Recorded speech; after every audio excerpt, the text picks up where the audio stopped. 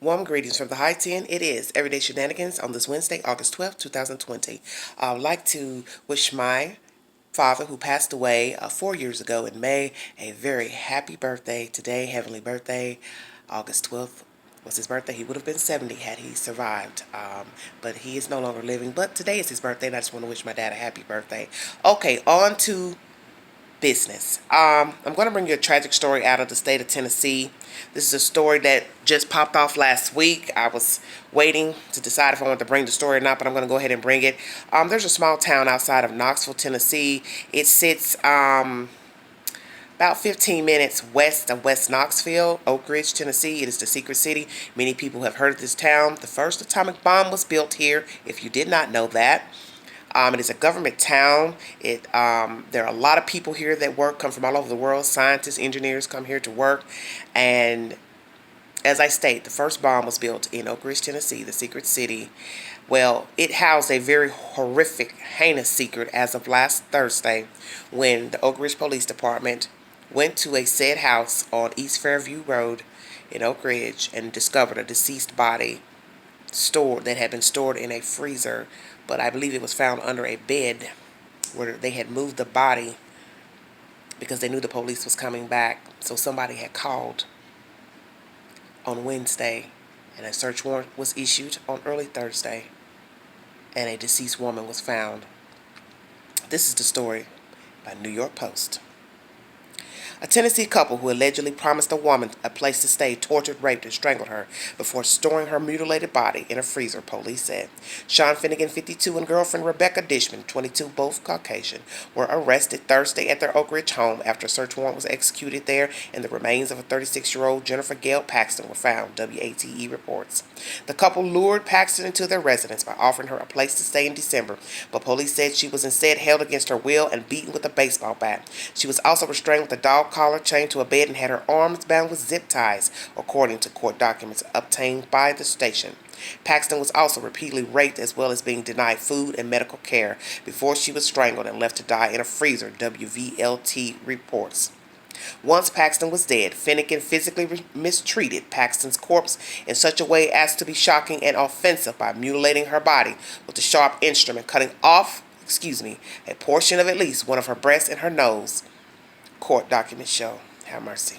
He also broke several of Paxton's ligaments and bones to fit Paxton's body in a stand-up freezer where he kept the woman's frozen corpse before removing it and hiding it beneath his bed, investigators said. Finnegan and Dishman, who are facing charges of first-degree murder, aggravated kidnapping, and related counts, both admitted to the allegations following their arrest, according to warrants cited by WATE, and in the said article you will see photos of both suspects and the victim, Miss Paxton. Finnegan, who was also charged with aggravated rape, was arraigned Friday. A judge set his bail at $1 million. Bond was also set at $1 million for Dishman. Both she and Finnegan are due back in court August 18th, Oak Ridge Today reports. Oak Ridge police responded to the couple's home after getting a report of a homicide there. Paxton's body was found early Thursday as a search warrant was executed. Dishman had used bleach and other cleaning products to remove blood and bodily fluids from a living room and bedroom floor, as well as in a bathroom shower where she tried to scrub Paxton's body of evidence, warrants show. An online fundraiser set up to offset Paxton's funeral costs had eclipsed $500 as of early Tuesday. Jennifer was brutally murdered and tortured at such a young age. The website reads, "Nobody in the world deserves what happened to her. Her mother is not in any shape to pay for it at all. Please find it in your hearts to help this beautiful woman and her family give her the send-off she deserves." This was updated 8/11/20. As I state, this crime took place allegedly in December of 2019, around the 23rd. Her body was just discovered last Thursday. This is a heinous crime. Let me say this, if you all have any funds, anything you can give, please donate it to these people to help get her buried. The funeral services will be on the 15th. I read the obituary. She obviously had 7 children, survived by her mother, I think, and some other family members. So this is a very horrific crime of a 36-year-old woman who leaves behind children and relatives to go stay with some strangers in this small town outside of Knoxville, Tennessee, to be misled, abused, kidnapped, beaten, tied up, without food and then mutilated. And I don't have to recap what they did to her, because what he did to her was heinous. And the fact that he had a cohort is even worse. But let me tell you this. I was in the area and I decided to just go by that street because I was curious. Lo and behold, I know the person who lives across the fence from the said apartment where this heinous crime took place. Never did I ever pay attention to this person's house, going there maybe a year or so ago. But I was curious when I drove on the street and I said, that house looks familiar. Well, it happens to be the house across the fence from where this murder took place. Excuse me. The apartment is 2 townhouses in the middle and 1 bedroom on one end and 1 bedroom on the other end. So this building houses 4 apartments. 318 is where they murdered Miss Paxton, this 52-year-old man and 22-year-old girl. Why a 22-year-old woman would be easily coerced into murdering another woman is beside me. And this is what I don't understand about this story. Is how in the world could you let this old man talk you into murdering another woman, standing by to rape? And I won't doubt that she participated, because you've got some stinky, foul women who get down like that. And this is horrific. Well, let me further tell you. I know the person who lives across the fence. They said he was a nice guy. The quick conversations they had. Another neighbor said he wasn't so nice. A gentleman neighbor said he wasn't so nice. This is via the person I know of, saying they had a run-in with him. The other male neighbor had a run-in with him, and he didn't seem nice. But the neighbor that I know of, who's across the fence, said he seemed nice. I also talked to the young lady who lived next door on the end apartment in the 1 bedroom. I'm assuming it's a 1 bedroom. And she said that she heard some banging at one time. It was a while back. And it went on and on and on and on, like all day. So one can only imagine, was Miss Paxton trying to free herself, or was it those 2 demons beating her? This is so sad that this type of crime would happen in such a small city of Oak Ridge, Tennessee, a government town, a town very well known for the atomic bomb, known for great schools in the state of Tennessee, a very idyllic place to raise your children. Not a lot happening, not a lot of nightlife or anything like that, but just a great town to raise your children and live a quiet, comfortable life. Not a lot of high crime. Every blue moon, some silliness may jump off, but not major crimes such as this. And I know this case will take off, and it will make it to mainline TV, such as Dateline, ID Channel. I know this story will make it, because this is a baffling story out of the state of Tennessee. The sad part is that they had that girl in there, this lady, since December. It is alleging in certain articles that she may have been murdered around the 23rd of 2019. Now, as I state to you, I've talked to 3 different people pertaining to this lady.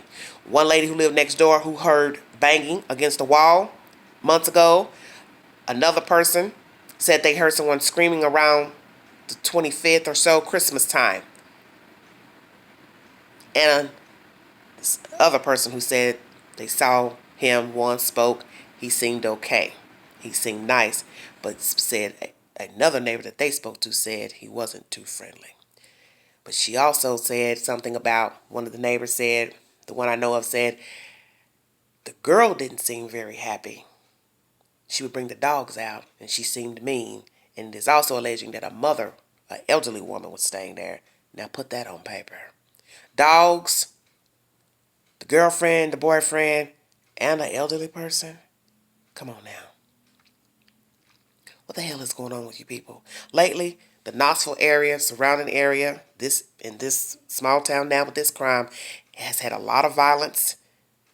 A young lady and another older guy were murdered last Saturday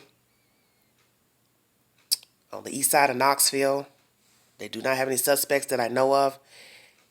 And then here comes this little quaint little town outside of Knoxville, Tennessee, with a very small population of people.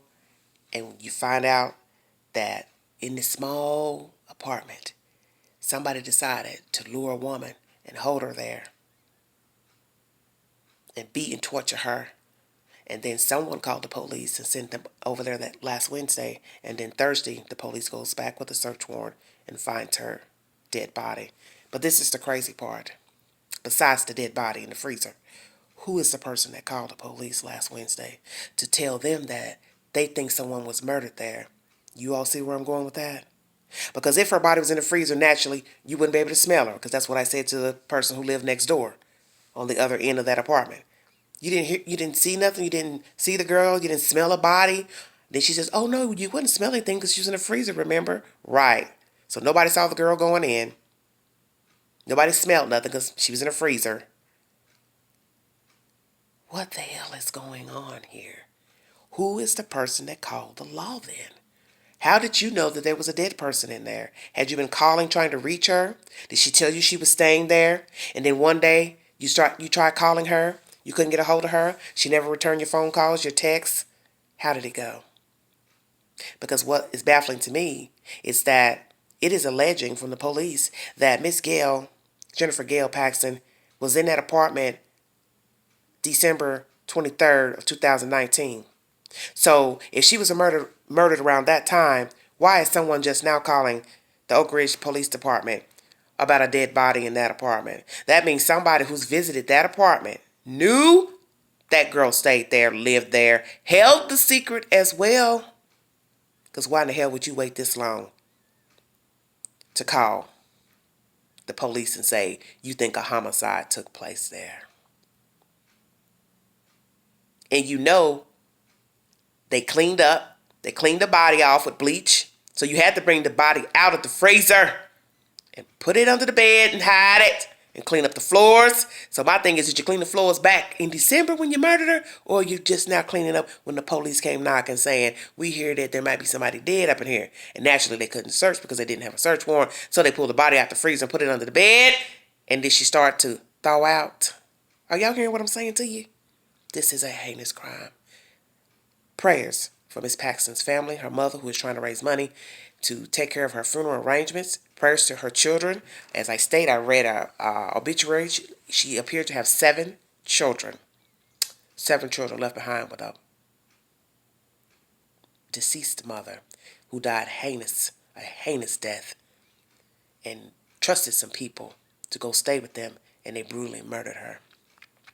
If you can help out any kind of way, any of you, here in the States, East Tennessee area, wherever, please send the money to the funeral home if you can. It would very much so help this family out because funeral costs are expensive nowadays, and no one expects a person to be murdered or die suddenly, naturally.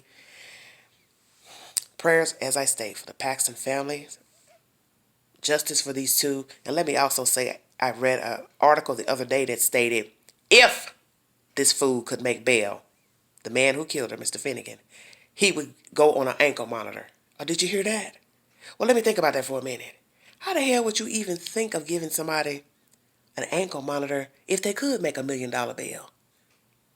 So that just goes to show you, life ain't really worth anything. Even if you can make the bail, the dead person doesn't mean anything if they'll let a accused murderer go home if they can put down the money for the bail. Luckily, if you take a look at him, I don't think nobody's going to be posting his bail or his girlfriend's bail. I see Charles Manson all day long with this. Take a look at the picture. You'll see what I'm talking about. This is horrific. But what I can't understand is how this went on this long. That body been stored in that freezer.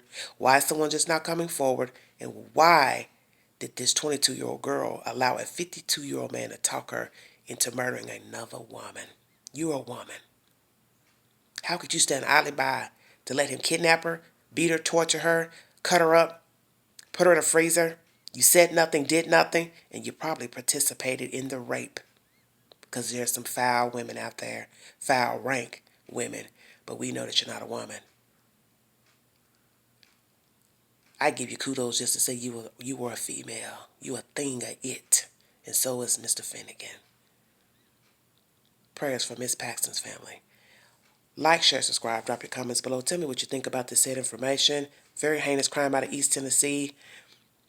If you can help out anyway, please send some money to the funeral home because this lady needs help burying her daughter. And prayers to Miss Paxton's children. And prayers for Oak Ridge, Tennessee, a very small town who surely didn't see this coming. Prayers to everyone out there. We're in desolate times. Thanks for listening. Bye-bye. Everyday Shenanigans.